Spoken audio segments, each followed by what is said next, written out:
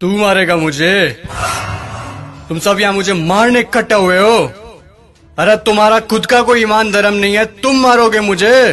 और एक बात बता, पिछले साल तो कोई और आया था मारने मुझे, इस बार वो नहीं आया? वो लाल साल वादा पूरा को नहीं करिया सा तो हम की मैं आया हूँ सा। तुम सब अंदर से एक जैसे के जैसे हो। ठीक भीड़ इकट्ठी हुई है मुझे मारने के लिए आज। मैं माता सीता को लेकर गया था, इसीलिए मारने के लिए इकट्ठे हुए ना तुम सब आज। हाँ, मैं मानता हूं मेरी गलती, लेकिन माता सीता को किसी कारागृह में नहीं, सबसे उत्तम वाटिका थी उसमें रखा था मैंने। और हाथ लगाना तो दूर, गलत नजर से देखा तक नहीं था मैंने माता सीता को। और तुम्हारे यहाँ छोटी छोटी बच्चियों को दरिंदे उठाकर लेकर चले जाते हैं, उनके साथ रेप करते हैं। उनको तो तुमने कभी ऐसे इकट्ठा होकर जलाया नहीं।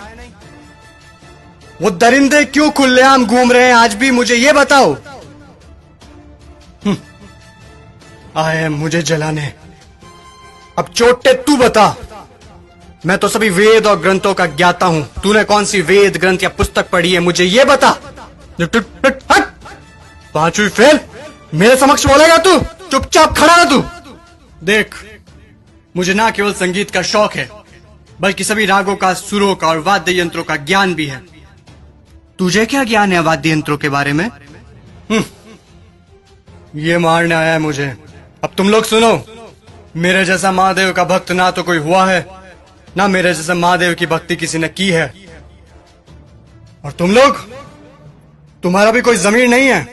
भगवान पलटते समय नहीं लेते तुम।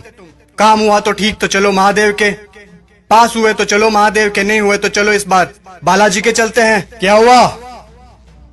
गुस्सा आ रहा है मेरे ऊपर? तुम लोग मेरे बारे में क्या सोचते हो मुझे कुछ फर्क नहीं पड़ता, लेकिन एक बात कान खोल के सुन लो, मैं चाहे कैसा भी हूं, लेकिन तुम्हारे इस मंत्री जैसा कदापि नहीं हूं मैं। मेरे राजपाट में जनता प्रसन्न रहती थी, खुश रखता था मैं उन्हें। इसकी तरह पटाखों की चोरी कभी नहीं की मैंने।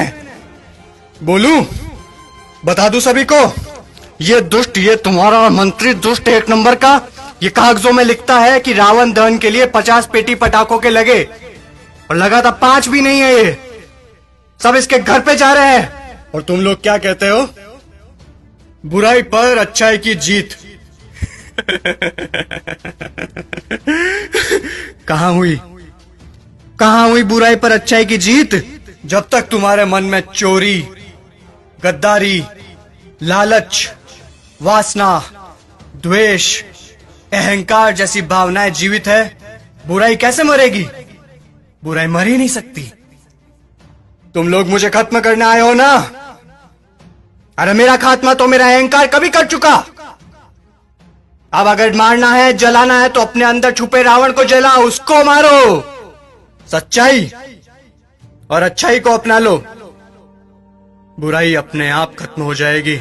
और अगर तुम मुझे जलाने के उद्देश्य से ही आए हो, तो मैं तुम्हें बता दूं कि सिर्फ छोटे बच्चे ही आज की तारीख में मुझे जला सकते हैं, क्योंकि उनके अंदर चोरी, गद्दारी, लालच, घृणा, वासना, द्वेष, अहंकार जैसी भावनाएं नहीं है।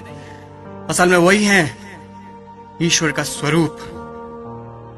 ए लड़के, लगा दे आग, फिर से जला दे। अगले साल फिर आऊंगा मैं जलने के लिए, लेकिन अगले साल मैं देखूंगा कि आप लोगों ने अपने अंदर के रावण जलाए या नहीं। खुश हैं अभी आप सब? एक बार फिर से आपका रावण जल रहा है।